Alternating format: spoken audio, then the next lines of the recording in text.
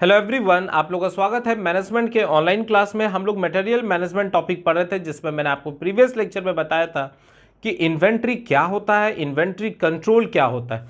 और आज के सेशन में हम लोग पढ़ेंगे क्लासिफिकेशन ऑफ इन्वेंट्री, मतलब हम लोग इन्वेंट्री को किस तरह से वर्गीकरण कर सकते हैं। तो आपको याद होगा, हम लोग प्रीवियस लेक्चर में पढ़े थे कि इन्वेंट्री का सिंपल मतलब होता है स्टॉक करना। तो स्टॉक क्या चीज का करना है? तो जो आपके पास गुड्स है, जो प्रोडक्ट है, जो फिनिश प्रोडक्ट है, उसका हम लोग इन्वेंट्री करते हैं। क्यों करते हैं? इसलिए करते हैं कि हमारा जो बिजनेस है वो स्मूथली चले। जैसे अगर आप किसी रिटेलर या होलसेलर के रिस्पेक्ट में देखेंगे, मतलब सिंपल भाषा में अगर आप किसी दुकान के रिस्पेक्ट में देखेंगे, चाहे वो कपड़ा का दुकान हो, किराना का दुकान हो, सीमेंट का दुकान हो, कोई इलेक्ट्रॉनिक्स दुकान हो, किसी भी तरह का कोई दुकान हो, उसको हम लोग रिटेलर कह रहे हैं। या मेडिकल दुकान हो, तो वो क्या हो गया? एक रिटेलर हो गया। अब रिटेलर जहां से सामान मंगा रहा है वो उसके लिए होलसेलर हो गया। होलसेलर कहां से डायरेक्ट सामान मंगा रहा है? वो आपका कंपनी मैन्युफैक्चरिंग यूनिट से मंगा रहा है। तो आप सिंपल अभी रिटेलर के बारे में सिर्फ सोचिए कि मान लीजिए कोई कपड़ा का दुकान है या हो सकता है कोई किराना का दुकान है। तो वो किराना का दुकान में आप नोटिस करते होंगे कि सारा प्रोडक्ट मिलता है। तो वो किराना का जो दुकान वाला रहता है वो भी क्या करता है? एक मंथ का सारा प्रोडक्ट को स्टोर करके अपने गोदाम में रखता है। हम लोग भी क्या करते हैं? कस्टमर जो है, हम लोग भी वहां से जो घर का फूड आइटम है उसको वहां से खरीद के लेकर आते हैं। एक मंथ का हम लोग भी स्टोर करके रख लेते हैं कि अगर किसी तरह का कोई प्रॉब्लम हो तो आसानी से अपना लाइफ चल सके। उसी तरह बिजनेस वाला भी यही सोचता है कि हम प्रोडक्ट को स्टोर करके रखें, जिससे कि हम अपने बिजनेस को स्मूथली चला सकें। तो क्लासिफिकेशन ऑफ इन्वेंट्री यहां मतलब क्या हो जा रहा है कि अगर कोई प्रोडक्ट बना रहे हैं तो प्रोडक्ट को बनाने में बहुत सारा रॉ मटेरियल का यूज हो रहा है, बहुत सारा कंपोनेंट का यूज हो रहा है, बहुत सारा मशीन टूल्स ये सब का यूज हो रहा है। तो इसको हम लोग दो तरीका से क्लासिफाई करते हैं। एक को कहते हैं डायरेक्ट इन्वेंट्री और दूसरा को कहते हैं इनडायरेक्ट इन्वेंट्री। डायरेक्ट इन्वेंट्री का मतलब होता है किसी फाइनल प्रोडक्ट को बनाने के लिए हमको जितना मटेरियल का जरूरत पड़ा, अगर हम उसका इन्वेंट्री करते हैं तो उसको हम लोग डायरेक्ट इन्वेंट्री के अंदर रखते हैं। और इनडायरेक्ट इन्वेंट्री का मतलब होता है कि उस प्रोडक्ट को बनाने के लिए हमको जरूर किसी ना किसी मशीन का जरूरत पड़ा होगा। उस मशीन में कोई ना कोई औजार लगा होगा जिसको टूल्स कह रहे हैं। मशीन का पार्ट पुर्जा मूव कर रहा है तो उसको स्मूथली चलने के लिए ल्यूब्रिकेशन का जरूरत पड़ा होगा। या हो सकता है बहुत सारा मशीन जो है डीजल से चल रहा होगा, डीजल सेट से चल रहा होगा, तो वहां हमको डीजल का भी जरूरत पड़ेगा। ठीक है। या बहुत सारा मशीन है जिसमें अलग अलग टाइप का कटर लगा हुआ है, तो हमको वहां पर अलग अलग तरह का टूल्स का यूज पड़ेगा। तो ये सब किसके अंदर आ जाएगा? ये इनडायरेक्ट इन्वेंट्री के अंदर आ जाएगा। तो चलिए हम लोग इसको पूरे डिटेल में पढ़ते हैं। क्या कह रहा है? Classification of inventory. आप अपना टॉपिक दे देंगे जिसमें कह रहा है कि inventory can be classified as direct inventory और इनडायरेक्ट इन्वेंट्री। अब आपको क्लियर हो चुका है। डायरेक्ट इन्वेंट्री का मतलब होता है कि प्रोडक्ट को बनाने के लिए हमको जो जो मटेरियल का जरूरत पड़ा वो इन्वेंट्री अगर हम करें तो वो डायरेक्ट इन्वेंट्री के अंदर आ गया। उस प्रोडक्ट को बनाने के लिए हमको इनडायरेक्ट मतलब जो जो कंज्यूमेबल आइटम का जरूरत पड़ा, जैसे एग्जांपल के तौर पर टूल्स का जरूरत पड़ा, लुब्रिकेशन का जरूरत पड़ा, ऑयल का जरूरत पड़ा या और भी किसी चीज का जरूरत पड़ा, तो वो इनडायरेक्ट के अंदर आ गया।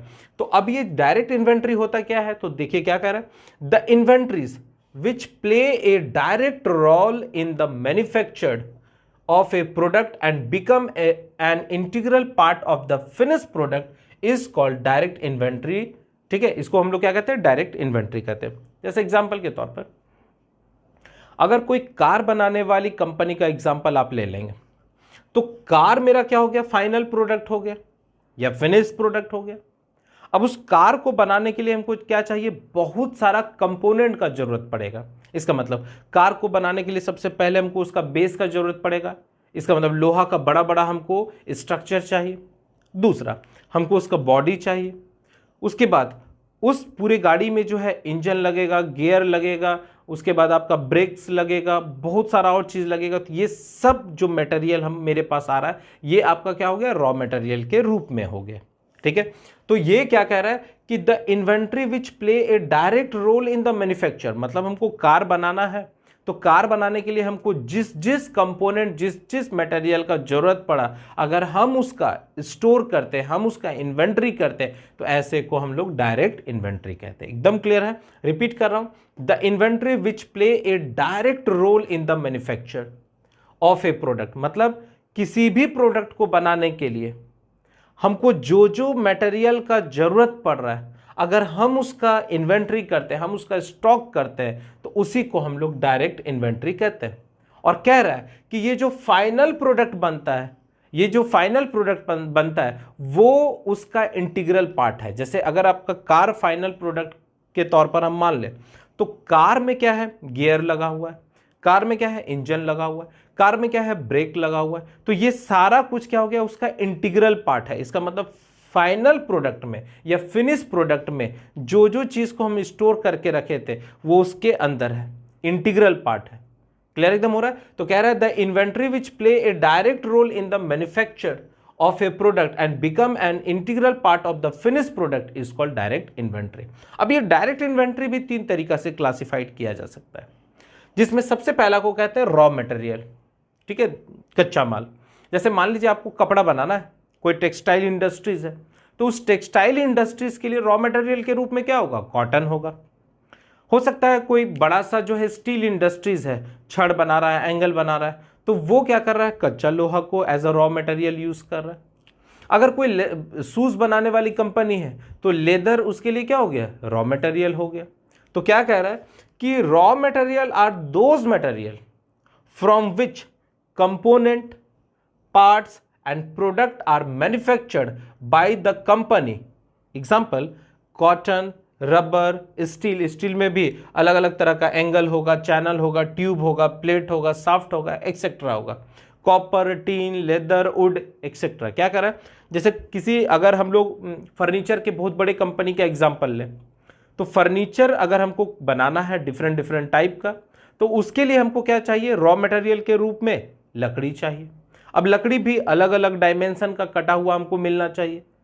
क्लियर बात हो रहा है? तो यहां यही चीज बताना चाह रहा है कि raw material are those material from which component, parts and product are manufacture by the company. Clear एकदम हो गया? इसमें एग्जांपल आपको बता दिए। नेक्स्ट है इन प्रोसेस इन्वेंट्री। अभी आप एक ही एग्जांपल अभी समझिए कि हम लकड़ी बनाने का कंपनी का एक एग्जांपल लिए, जो बहुत सारा पलंग बना रही है, सोफा बना रही है, ड्रेसिंग बना रही है। तो लकड़ी उसके लिए अलग अलग डायमेंशन का क्या हो गया, रॉ मटेरियल हो गया। अब क्या हुआ, उस लकड़ी को काट के हम लोग उसका जो जो शेप देना था वो सारा चीज़ दे दिए, हम लोग फिटिंग वुटिंग भी कर दिए। बस अभी क्या किए, उसका सरफेस फिनिशिंग नहीं किए, उसमें पॉलिशिंग नहीं किए हैं। तो ये क्या हो जाएगा, ये आपका इन प्रोसेस इन्वेंट्रीज हो गया। इसका मतलब पटरा को काट के अलग अलग शेप साइज में दे के उसको ठोक ठाक के जो भी शेप देना था वो दे चुके हैं। किए सिर्फ क्या नहीं है, अभी उसमें कलर नहीं किए, अभी उसमें फिनिशिंग नहीं किए। तो उतना दूर जो काम हुआ है उसको हम लोग क्या कहेंगे, सेमी फिनिश प्रोडक्ट, या कहेंगे इन प्रोसेस इन्वेंट्री। कह रहा है कि they are a semi finish goods at various stage of manufacturing cycle. कह रहा है कि मैन्युफैक्चरिंग प्रोसेस के दौरान ये क्या है, एक तरह का सेमी फिनिश गुड्स है। एकदम क्लियर है?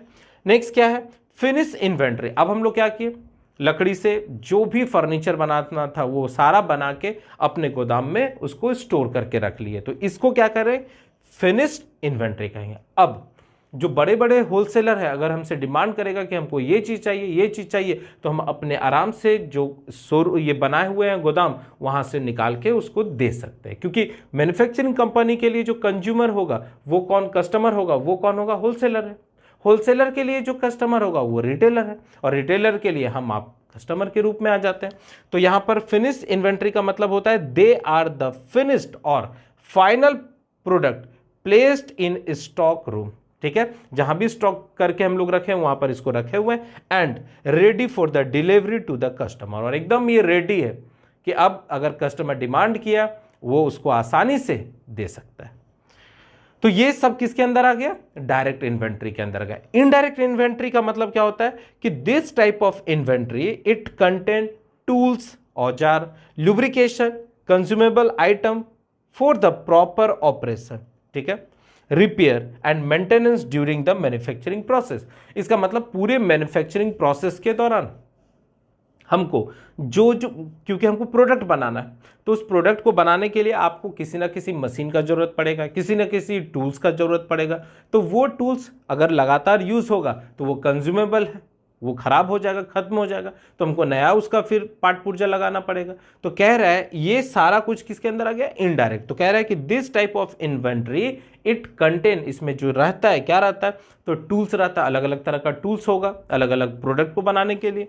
लुब्रिकेशन सिस्टम यूज करेंगे, चाहे आप इंजन को या मशीन को स्मूथली काम कराने के लिए ग्रीस का यूज कीजिए, ऑयल का यूज कीजिए, या हो सकता है उसको चलाने के लिए हम लोग को डीजल का जरूरत पड़ जाए। कंज्यूमेबल आइटम, और जो भी कंज्यूमेबल आइटम है वो सब किसके अंदर आ जाएगा, वो इनडायरेक्ट इन्वेंट्री के अंदर आ जाएगा। ठीक है, क्योंकि हम जब प्रोडक्ट बना रहे हैं तो उस प्रोडक्ट बनाने के दौरान हम कुछ ऑपरेशन कर रहे होंगे तो उसमें यूज हो रहा होगा, रिपेयर कर रहे हैं उसमें यूज हो रहा है, या मेंटेनेंस का काम हो रहा है वहां यूज हो रहा है, तो ये सारा का सारा इनडायरेक्ट इन्वेंट्री होगा। तो आई थिंक आज आपको पूरा का पूरा क्लासिफिकेशन ऑफ इन्वेंट्री अच्छे से समझ में आ चुका होगा। इसको अच्छे से नोट डाउन करेंगे और नेक्स्ट लेक्चर में हम लोग बहुत ही इंपॉर्टेंट टॉपिक पढ़ेंगे, ए बी एनालिसिस। ठीक है, ABC एनालिसिस जो काफी इंपॉर्टेंट है और इसका इस यूनिट के अंदर आने का चांसेस 100% है। ठीक है, तब तक आप लोग मन लगा के पढ़िए और इसको अच्छे से अपने कॉपी में नोट डाउन करेंगे। ठीक है, चलिए, थैंक यू।